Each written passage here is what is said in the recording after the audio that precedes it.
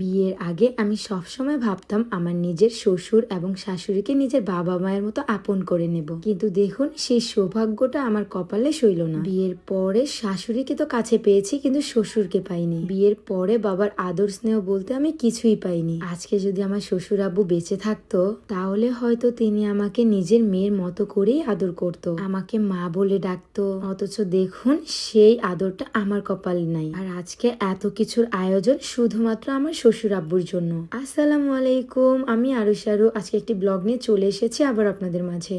আজকের এই দিনটা আমাদের সবার মন খারাপের কারণ। বিশেষ করে আমার শাশুড়ি আম্মু তো অনেক কান্না করছিল। আসলে একজন জীবন সঙ্গী আরেকজনকে ছেড়ে চলে গেলে যে কতটা কষ্ট লাগে শুধুমাত্র সেই জানে। বিয়ের পরে আমি সবার কাছে শুনেছি আব্বু আর আম্মু নাকি একজন আরেকজনকে অনেক বেশি ভালোবাসতো। পুরো একটি কবুতরের জোড়া ছিল তারা। আচ্ছা যাই হোক, আজকে 25 বছর প্লাস হয়ে গেছে আমার শ্বশুর আব্বু আমাদের মাঝে নেই, অথচ তার স্মৃতি অনেক কিছু রয়ে গেছে। আরে দোস্ত, এটাই তুই তোর জামাইকে বল, তোকে এনে দিবি। এই, তুমি তোমার কোন বন্ধুর সাথে কথা বলতেছো? আরে আমি আমার কি স্কুল ফ্রেন্ডের সাথে কথা বলতেছি। আচ্ছা দোস্ত রাখি, পরে কথা হবে তোর সাথে। আর হ্যাঁ, তুমি জানি কি বললা, তোর জামাইকে বল। নিশ্চয়ই তুমি তোমার বন্ধুকে কোনো কুবুদ্ধি দিতেছো, তাই না? কুবুদ্দি না ছাই, এই হইছে বেড়া মানুষ, ভালো কিছু কইলেও নেগেটিভ। তোমরা মেয়েরা কখনো ভালো পরামর্শ দেও? আরে বাবা হ্যাঁ, আমার সিক্রেট বিষয়টা জানতে চাইছে যে আমি কিভাবে এত তাড়াতাড়ি স্লিম হইছি। ও আচ্ছা, এই বিষয়।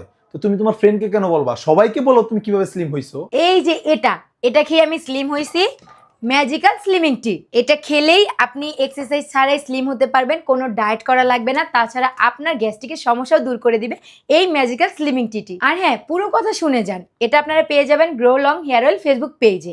আপনাদের সুবিধার্থে আমি তাদের পেজ টিকটকে মেনশন করে দেবো, অ্যান্ড তাদের হোয়াটসঅ্যাপ নাম্বার আমি ক্যাপশনে দিয়ে দিব। আজকে হয়তো বা তিনি তাদের ছেলের বউদের দেখলে, তাদের নাতনিদের দেখলে খুশিতে আত্মার হয়ে যেতেন। দুই নাতনি সোহাকে আর সারাকে নিয়ে বলতেন আমার 2 কোলে 2 কোটি টাকা। আসলে ভালো মানুষ পৃথিবীতে বেশি দিন থাকে না। শ্বশুর আব্বুর জন্য দুপুরবেলা হুজুরকে নিয়ে এসে সবাই মিলে একসাথে মিলাদ পড়িয়ে নিলাম। আমাদের যেহেতু যৌথ ফ্যামিলি, বাড়ির আশেপাশে সবাইকে খাবার দিব প্যাকেট করে। কেউ আবার মাইন্ড করিয়েন না যে এসবও আবার ভিডিও করতে হয়। আসলে আমার মনে হলো কিছু স্মৃতি এমন ক্যামেরা বন্দি করে রাখলে ভালো। বাড়ির ছোট বউ হয়ে দেখেন বড় বউয়ের মতো কত দায়িত্ব পালন করতে হয়। বাড়িতে সবার আগে এসেছি বলেই হয়তোবা এই আদর দায়িত্বটা আমি পেয়েছি। আমার সোয়ামামুনি তো এখনো অনেক ছোট, সে বুঝতে পারতেছে না যে আজকে কার জন্য এগুলো এত কিছু। এখনো সে দাদা দাদা বলে খুঁজতে থাকে। আমার মামামটা বড় হলে একদিন ঠিকই বুঝবে, তখন সে দাদার জন্য দোয়া করবে। শ্বশুর আব্বুর মৃত্যুবার্ষিকীটা আমরা সবাই মিলে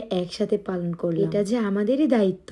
সবাই আমাদের পরিবারের জন্য দোয়া করবেন। আজকের ভিডিওতে এখানে ইতি টানলাম। সবাই ভালো থাকবেন, সুস্থ থাকবেন। আল্লাহ হাফেজ, টাটা।